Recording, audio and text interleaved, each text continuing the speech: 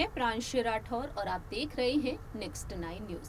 महाराष्ट्र की सियासत में अब नया मोड़ आ चुका है। जैसा कि आप जानते ही हैं कि महाराष्ट्र में शिवसेना के प्रमुख उद्धव ठाकरे जो दिन पर दिन अकेले पड़ते हुए दिखाई दे रहे हैं। जी हां, एक तरफ अपनी सत्ता को वह गंवा चुके हैं, दूसरी ही तरफ शिवसेना के चुनाव चिन्ह को लेकर वह जंग लड़ रहे हैं। वह नहीं चाहते हैं कि शिवसेना की कमान उनके हाथों से छिन जाए। दरअसल दूसरी तरफ है नई सरकार, मुख्यमंत्री Eknath Shinde, deputy CM Devendra Fadnavis. BJP के समर्थन से ये जो नई सरकार बनी है, अब नई सरकार ऐसे फैसले लेती हुई दिखाई दे रही है कि उद्धव ठाकरे का गुट और भी ज्यादा कमजोर पड़ता हुआ दिखाई दे रहा है। लेकिन अब उद्धव ठाकरे के बाद बारी आती हुई दिखाई दे रही है एनसीपी के प्रमुख शरद पवार की। जी हां, शरद पवार को लेकर हाल ही में एक ऐसा बयान आया है जिससे खुलासा हुआ है कि शरद पवार किस तरीके से उद्धव ठाकरे के लिए साजिश रचे हैं। अंदरूनी सूत्रों के मुताबिक ऐसे कई बड़े दावे किए गए हैं शरद पवार को लेकर। एक तरफ तो एकनाथ शिंदे गुट की जो प्रवक्ता हैं दीपक केसरकर, जिन्होंने अपनी बात रखी कि शरद पवार ही वो शख्स हैं जिन्होंने गठबंधन तोड़ने में कई साजिश रची हैं। उन्होंने शरद पवार को जिम्मेदार ठहराया, लेकिन शरद पवार की तरफ से बयान आया था कि वह पहले इतिहास को पढ़ ले। लेकिन इसी बीच देखा जाए तो अब एक और राज खुल चुका है। दरअसल आपको बता दें कि शिवसेना के सांसद संजय राउत को जब से ईडी ने अपनी हिरासत में लिया है, पात्राचौल घोटाले मामले में, मनी लॉन्ड्रिंग के मामले में संजय राउत बुरी तरीके से फंस चुके हैं।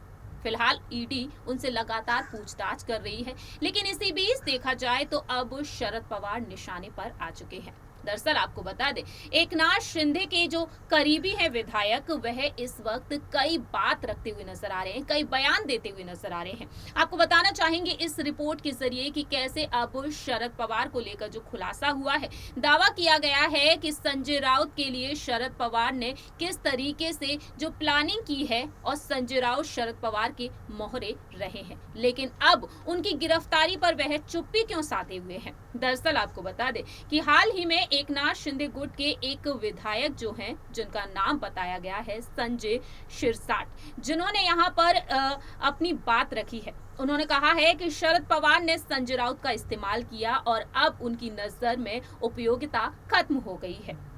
इतना ही नहीं, उन्होंने बताया है कि उनकी गिरफ्तारी पर शरद पवार का कोई बयान भी नहीं आया। वह कहते हैं कि शरद पवार की अपनी पार्टी के 2 नेता जेल में हैं। शरद पवार कभी भी इस बारे में बात तक नहीं की। संजय सिरसाट ने अपनी बात रखी एक इंटरव्यू में। उन्होंने कहा संजय राउत पर हमला बोलते हुए कि वह शरद पवार के मोहरे थे। इस मोहरे का काम अब खत्म हो गया है, इसे शरद पवार जैसे वरिष्ठ नेता ने माना है। अब शरद पवार की इस पर कोई भी प्रतिक्रिया नहीं है, वह कोई भी रिएक्शन नहीं देने वाले हैं और शरद पवार के इशारे पर संजय राउत ने शिवसेना को तोड़ने का काम किया था।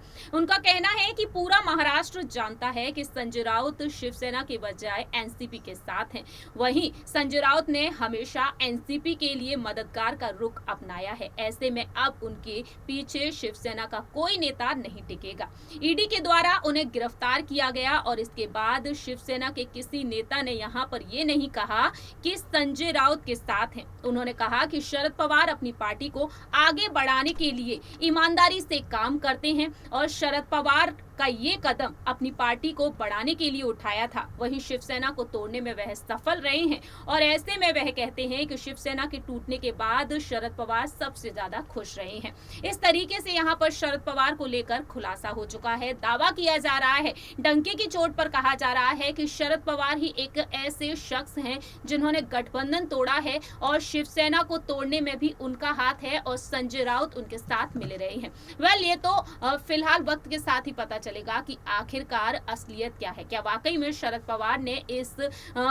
शिवसेना को तोड़ने के लिए प्लान किया है? क्या वाकई में अब शरद पवार के साथ मिलकर उद्धव ठाकरे आगे भी खड़े रहेंगे? ये तो वक्त के साथ ही पता चलेगा। इस रिपोर्ट में इतना ही। बाकी की तमाम अपडेट्स के लिए देखते रहिए नेक्स्ट 9 न्यूज।